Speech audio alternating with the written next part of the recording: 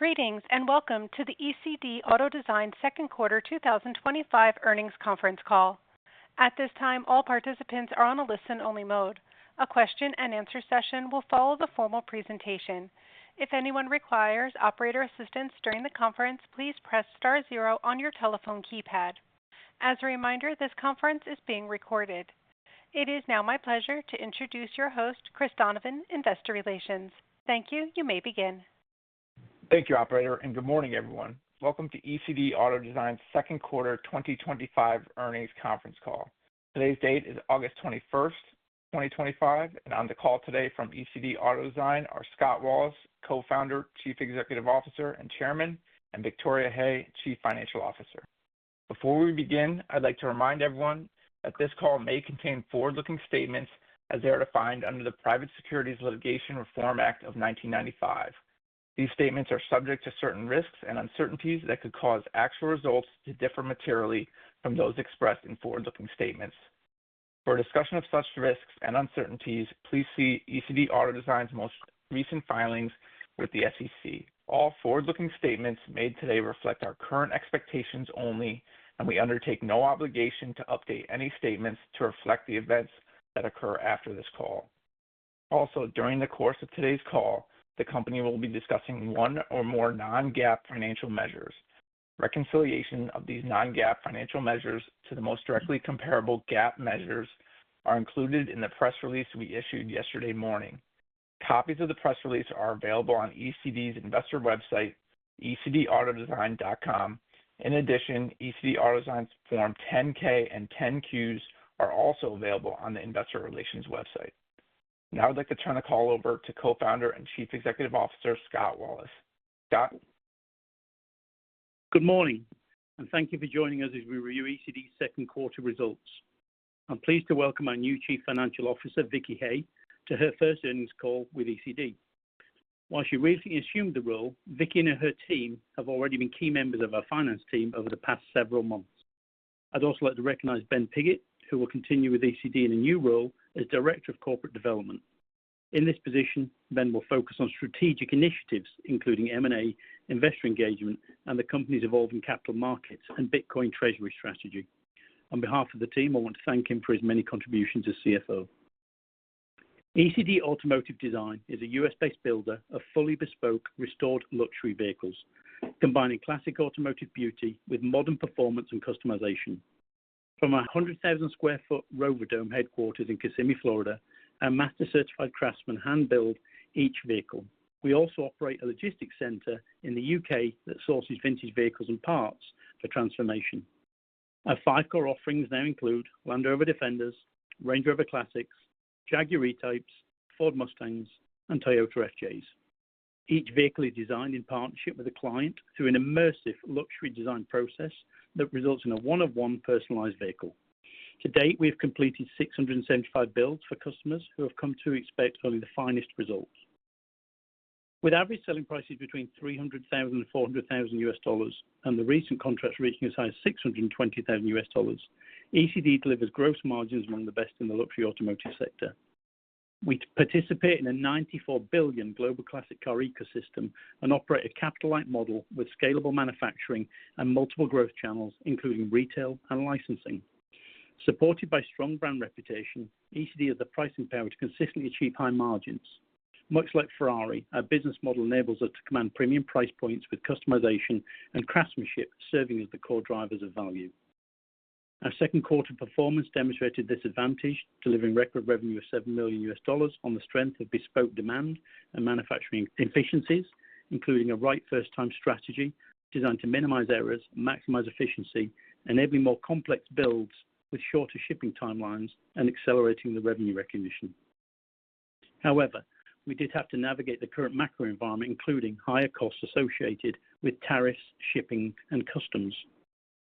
A highlight of the second quarter for the delivery of ECD's first custom Mustang, a natural extension of our leadership in Land Rover and Jaguar restorations into the iconic world of American muscle cars.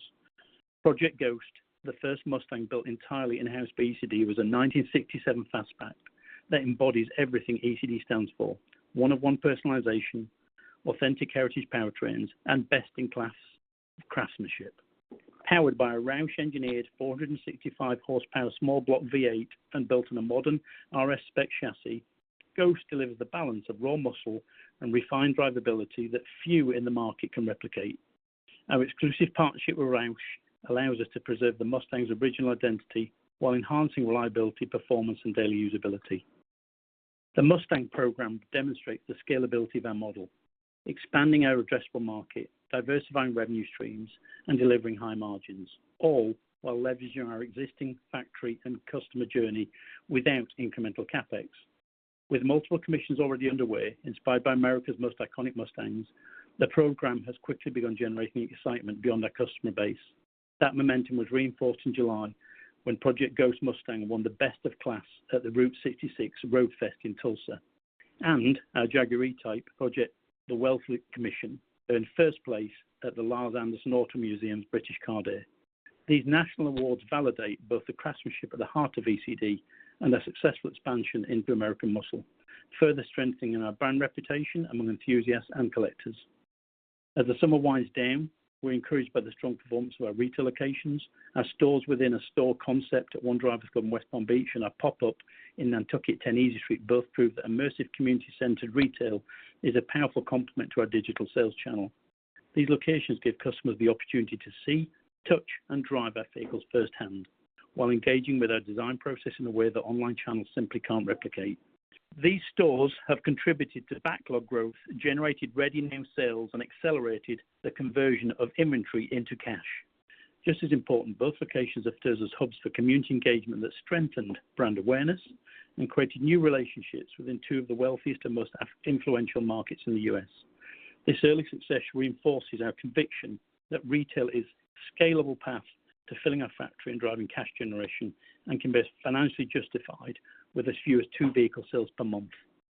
Both the Mustang program and our expanded retail strategy highlight how ECD can drive higher average selling prices by elevating product mix without compromising on quality or the customer journey. I would now like to touch on 2 significant financial developments that occurred in June that we believe strengthen ECD's strategic position and long-term growth trajectory. First, we announced a set of proactive initiatives to right-size our cost structure and enhance operational efficiency. Following a comprehensive review of our capital allocation expense base, we've implemented targeted cost savings, refined inventory management practices to improve working capital velocity, and negotiated a 12-month grace period on debt service obligations with our lenders. These steps were intended to create a leaner, more agile operating model, one that supports disciplined growth, preserves cash, and positions us to execute on our long-term strategy with greater resilience. By streamlining spend and unlocking resources, we are better equipped to invest in the parts of the business that drive revenue growth, margin expansion, and shareholder value. Second, we secured a $500 million equity facility earmarked for the strategic accumulation of Bitcoin as our primary reserve asset, alongside funding for growth initiatives and general corporate purposes. This financing option gives us the flexibility to draw capital at our discretion, aligning with our view that Bitcoin is a next-generation store of value. Importantly, it also enables us to further engage the crypto-native customer demographic, a community with significant purchasing power that increasingly seeks to diversify into real-world luxury assets like our custom-built vehicles. Building on our recent partnership with BitPay to accept cryptocurrency payments, we've launched a targeted promotion. The first 21 customers to purchase a new build using Bitcoin will receive a $21,000 credit towards upgrades. We see this as both a marketing catalyst and a brand differentiator that bridges digital wealth with a high-touch, real-world productive experience. With that, I will now pass the call over to Vicky to review our financial results. Vicky. Thank you, Scott. It's a pleasure to be here. There are significant opportunities ahead for the company in the coming quarters, and I'm excited to be part of that journey. I'd also like to thank Ben for his continued support during the transition, and I look forward to working closely with him in his new role. My immediate priorities are clear: regaining and maintaining compliance with our NASDAQ listing, ensuring that the company remains appropriately funded for both current operations and future expansion, and focusing on timely SEC filings while strengthening our internal controls and processes. Coupled with the cost-streaming initiatives already underway, these actions should have a positive impact both financially and from a regulatory perspective in the second half of the year. Now to discuss second quarter results. ECD reported second quarter revenue of $7 million, a $0.5 million increase over Q2 2024, driven by higher revenue billed. This represents the highest quarterly revenue in the company's history. Gross profit for the quarter was $1.4 million, down $0.7 million from Q2 2024. Gross margin was 20% compared to 32% in the prior year quarter. The decline was primarily due to higher shipping and custom fees. We are proactively engaging with vendors to identify efficiencies and potential savings in these areas going forward. Total operating expenses were $4 million, a $1.4 million increase year over year, primarily driven by higher G&A expenses.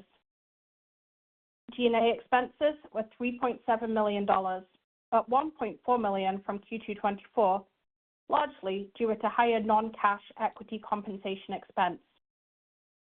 Loss from operations were $2.6 million, an increase of $2.1 million from the prior year period.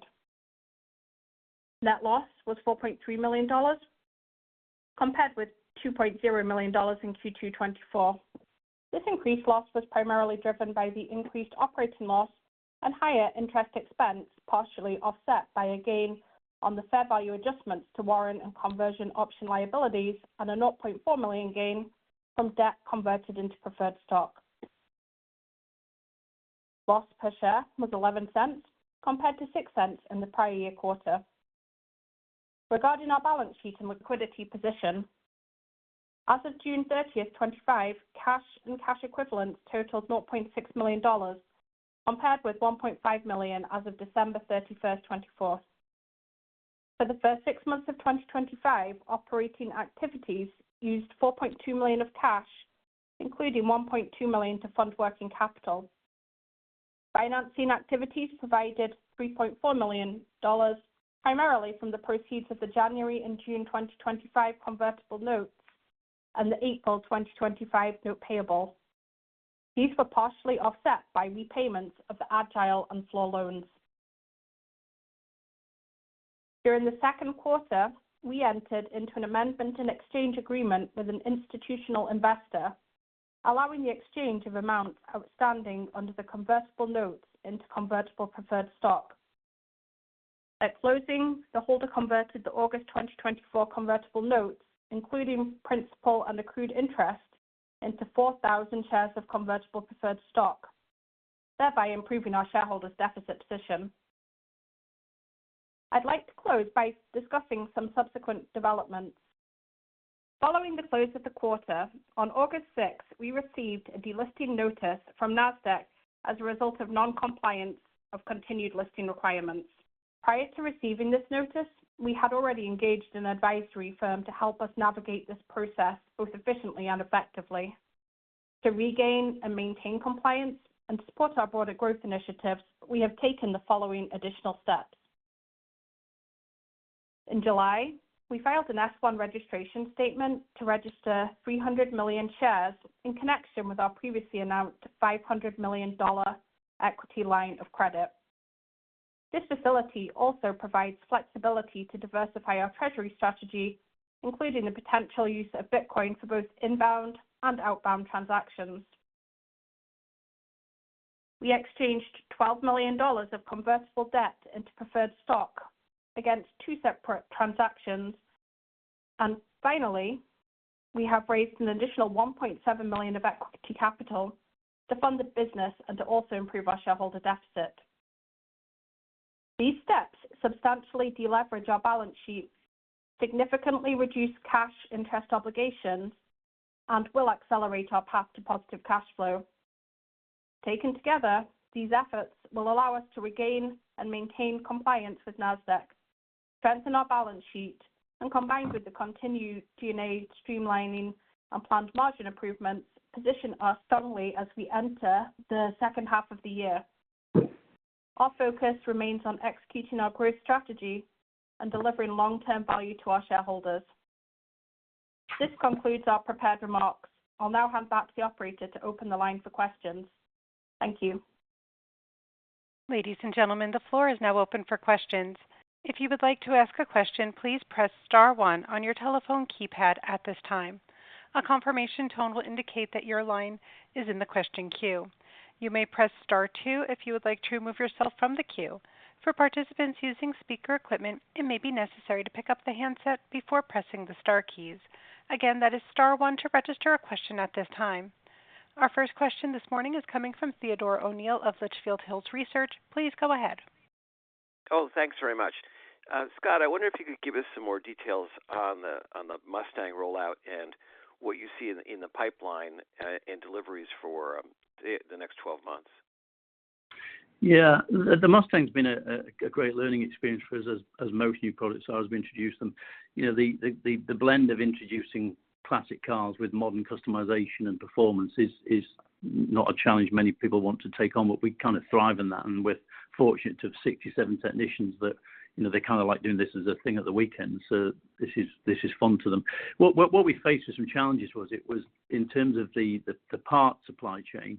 At first, when we did it, it didn't quite fit our production model in terms of the quality, specifically to fit and finish on alignment. So we had to kind of flip the model in real time and pivot quickly. And we changed the model to go into a panel model that we fabricate with the technicians in-house now.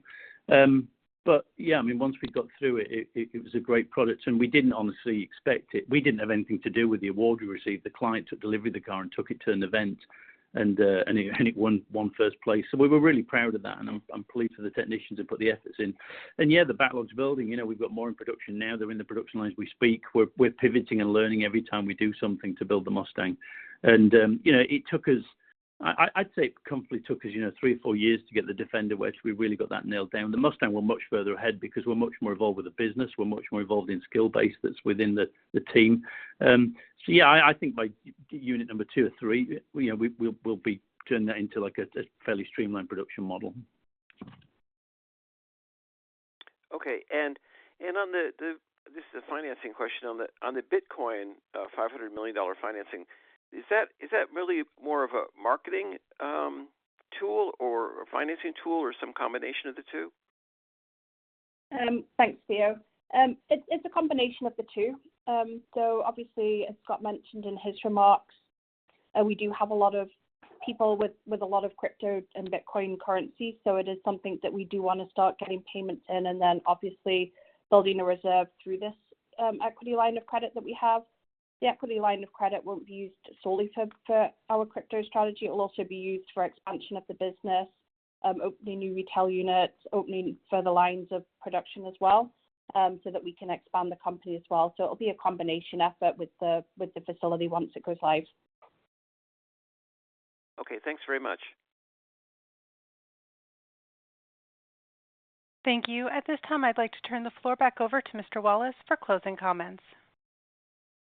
We appreciate everyone's time today and your continued interest in ECD. Please visit our website, ECD Auto Design, to stay up to date on our latest projects. And feel free to reach out to our IR site on the same website if you have any questions. Have a great day. Ladies and gentlemen, this concludes today's event. You may disconnect your lines or log off the webcast at this time and enjoy the rest of your day.